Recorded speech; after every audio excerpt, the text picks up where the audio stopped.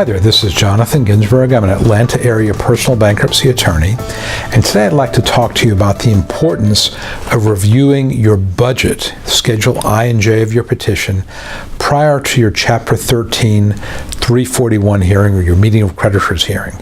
And what prompted me to record this video is I was in court today and I was watching a bunch of 341 cases before mine was called. And the one thing that struck me was how many times the debtor, the person being questioned by the trustee, did not know what was on his or her budget.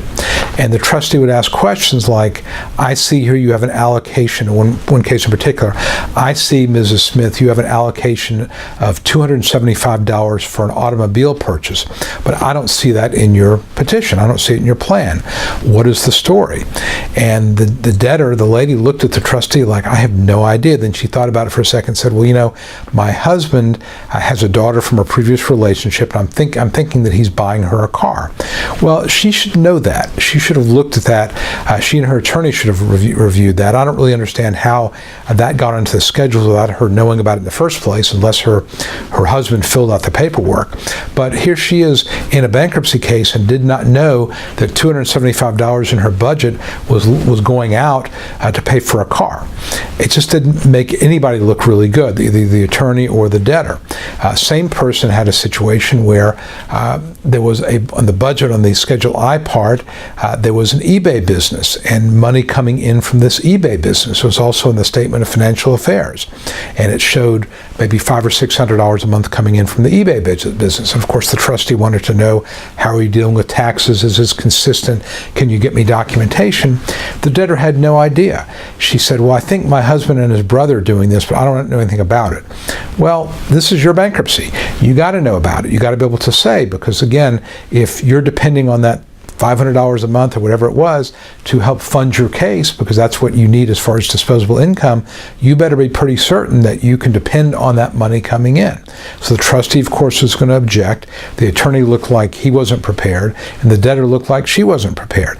It just was all very unnecessary. All that needed to happen there was the debtor needed to look over her schedules, not just the I and J, but the whole thing, but especially the I and J, the budget. Schedule I is the income side, Schedule J is the expense side, and make sure that everything in there can be explained. If the trustee should say, how much do you spend on food? And you're a family of three and you've got $1,200 in there, well, that's going to be a problem. I can tell you as an attorney that's a problem, because that's way more than the standard figure that's used in the means test. So if I had somebody who was putting $1,200 a month for three people for food, I would need to know what's going on. Is that person on a special diet? And I would tell my client, you're going to be asked about this, be prepared to answer about it. Same way, if there's an unusual figure for electricity or gas, we need to know what it is. If somebody put $800 a month in gasoline, maybe they drive a car or truck for a living, but we need to know that. So those are the sort of things that you want to really look at very carefully before your 341 hearing, so that you're prepared to answer about just about everything on that petition. After all, you filed it under penalty of perjury. You're expected to know, and your attorney should prepare you that something is a red flag, something's unusual here, and you need to be prepared to answer this. But again, it starts by you reading over the petition, looking it over with a very close eye, so that if something jumps out at you as being not exactly accurate or right or doesn't make sense, you can ask the question before you're under the spotlight of the 341 hearing, where you've got a trustee asking you questions. And again, realize that a 341 hearing, the worst that happens is the trustee will have an objection. We'll have a month or 6 weeks to fix that objection, but it just makes everybody look better, more prepared, not to have to deal with all that stuff. If you can just answer the questions about your budget and about your schedules, you should prepare it and you should read it over carefully the day before or a couple of days before. And at the hearing, you can have a copy. You can walk in there with papers and you can have a copy in front of you. You're not expected to memorize everything. So if the trustee says, what is this item here on Schedule J, you can say, Madam Trustee, what number are you looking at? So you can look at it. It may jog your memory a little bit.